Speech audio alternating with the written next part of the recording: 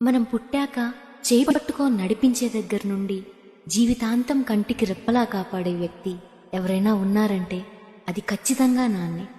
అలా ఉన్న అందరి ఫాదర్స్కి ఈ సాంగ్ని డెడికేట్ చేస్తున్నా. Happy father's day.